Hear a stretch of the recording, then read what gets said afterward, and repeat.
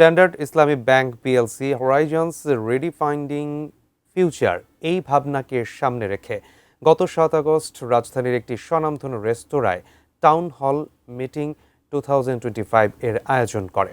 এতে অংশ নেন সকল শাখার শাখা প্রধান এবং প্রধান কার্যালয়ের ঊর্ধ্বতন নির্বাহীরা।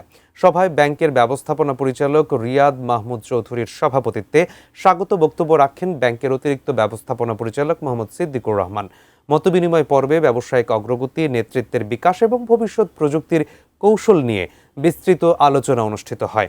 সভাপতির বক্তব্যে ব্যবস্থাপনা পরিচালক রিয়াদ মাহমুদ চৌধুরী শাখা প্রধানদের মতামতকে গুরুত্বের সঙ্গে বিবেচনার আশ্বাস দেন এবং ব্যাংকের টেকসই প্রবৃদ্ধি অর্জনে সকলের সক্রিয় অংশগ্রহণ, আন্তরিকতা এবং সমন্বিত প্রয়াসের উপর গুরুত্ব আরোপ করেন।